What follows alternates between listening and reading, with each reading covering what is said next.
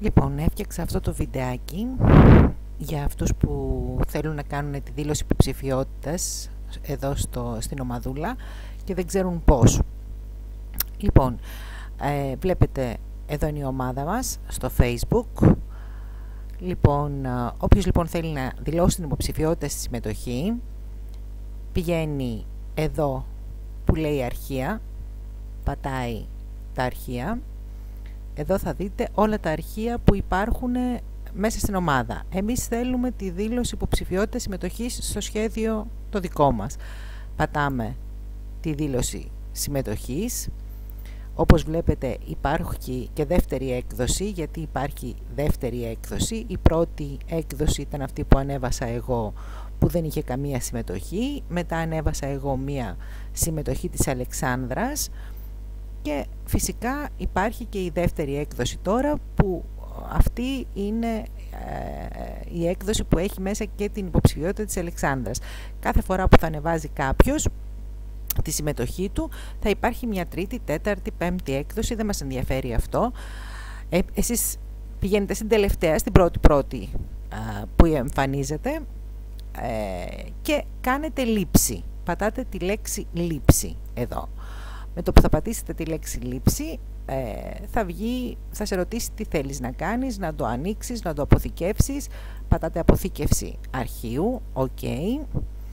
Που σε ρωτάει που θέλεις να το αποθηκεύσεις. Εγώ έχω κάνει κάποιο φάκελο εδώ Εράσμους, οπότε του λέω θέλω να το αποθηκεύσω εδώ το συγκεκριμένο, ή αν δεν θέλετε μπορείτε εσείς να ονομάσετε έναν φάκελο όπως θέλετε, ή μπορείτε απλά στα έγγραφά σας όπως είναι να το αποθηκεύσετε, δεν υπάρχει πρόβλημα.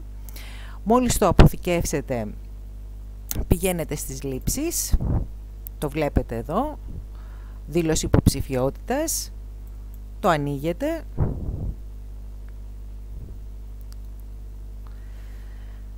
Αυτά όλα όπως βλέπετε το κάνω με το Mozilla. Εγώ βλέπετε ότι έχω το 2007 Microsoft Word. Βλέπετε εδώ πέρα τα στοιχεία της Αλεξάνδρας που τα έχω ήδη γράψει. Μπορείτε να γράψετε το δικό σας όνομα, ας πούμε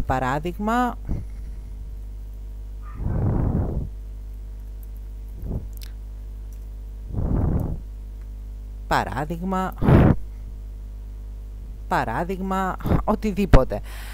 Αμέσως μετά εσείς θα πρέπει να το αποθηκεύσετε εκεί που βρισκότανε στα έγγραφά σας. Αυτό που έχετε να κάνετε μετά είναι να ξαναγυρίσετε πάλι εδώ, εκεί που το κατεβάσατε δηλαδή. Βλέπετε εδώ που λέει ανέβασμα νέας έκδοσης. Πατάτε το ανέβασμα νέας έκδοσης. Έχει αναζήτηση, σου λέει που βρίσκεται αυτό στον υπολογιστή. Θυμάστε, το έχετε υποθηκεύσει στα έγγραφά σας. Ψάχνετε στα έγγραφά σας που βρίσκεται. Δήλωση υποψηφιότητας, να το πατάτε, άνοιγμα. Με το που θα πατήσετε αποθήκευση θα ανεβεί η καινούργια έκδοση με τα στοιχεία σας. Ελπίζω να βοήθησε.